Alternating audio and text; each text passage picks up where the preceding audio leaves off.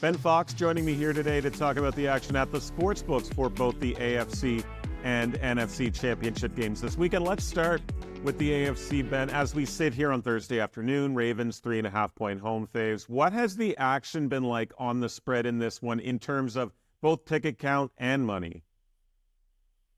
Yeah, and so we've seen this also tick up at a couple books, actually do Ravens -4, still some 3.5s out there as well. Respected money on the Ravens, which I think people may find a little bit surprising. The ticket count is somewhat split. The public, I think, is still going to be on Kansas City. So more tickets there. The money is a little more on Baltimore, especially with some of those bigger bets, some of those respected bets. And we have seen that line, like I said, tick up. It's for the public, right? Patrick Mahomes, you're getting 3.5 or 4 points. We just saw him pull off the upset against Buffalo as an underdog. He's now 9-1-1 against the spread as an underdog, 8-3 straight up. And he's going to be consecutive games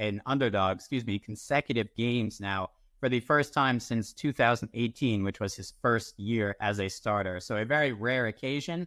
When that happened, Mahomes did win both of those games back-to-back. He'll be looking to do this again on Sunday.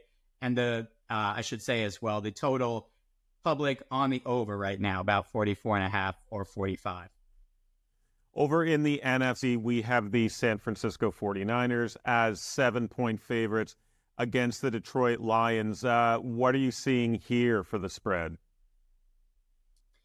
So this is another one, right? The public is somewhat going to bet what they saw last, and that was the Lions taking care of business at home, that great scene. We've seen anywhere from kind of 60 to 65% of the bets. At some sports books with a little more of a exposure in Michigan, that's a little higher. But the money kind of close to 50-50 as well. Much like in the Chiefs-Ravens game, I think we've seen the respected money here on the favorite. So coming in on the 49ers, some bettors were able to get that at -6.5 when it dipped down slightly, and then some at -7 as well. We've even seen one book go to 7.5 here. We will see if others follow there. But right now, the public kind of all over the Lions and the respected money more on the 49ers there. Dan Campbell, though, 36-17 against the number as Lions coach. He's just been printing money for bettors. And the 49ers haven't covered their last 6 games at home, which is tied for their longest streak in the Super Bowl era of not covering. But I think bettors, the more respected money, seeing a bit. San Francisco may have had their scare last week. They get it together this week. And injury reports seem to be indicating that Deebo Samuel will play in this game. It looked like it was 50-50 or potentially a little worse earlier in the week. Limited at practice, reports stating on Thursday afternoon here. But as for the total, higher number here, 51.5, 2 elite offenses in the mix here, of course. So I assume ticket count and dollar amount on the over in this one? Yep. Yeah, the public is always going to say, and again, you have 2 good offenses, right?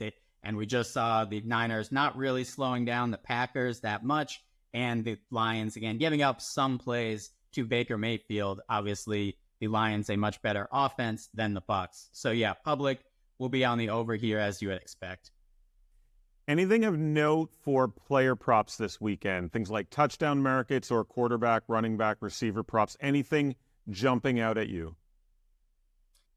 So I'd say the number one most bet prop that we've seen at multiple sports books is one you would expect, which is Lamar Jackson over rushing yards. That's somewhere in the 62, 63, 64 range. That is the number one most bet by tickets at multiple sports books. We've seen some on Jahmyr Gibbs rushing and receiving yards over, and Isaiah Pacheco over rushing yards. Those are probably the biggest ones I'd say that stand out in terms of anytime touchdowns. Same thing, Lamar Jackson, Isaiah Pacheco, and Travis Kelce, as you would expect, all at slight plus numbers, plus 110, plus 120 in that range. And of course, people are always going to wager on Christian McCaffrey, who's going to be somewhere over -300 to score a touchdown, which is still a remarkable number anytime you see that in a game.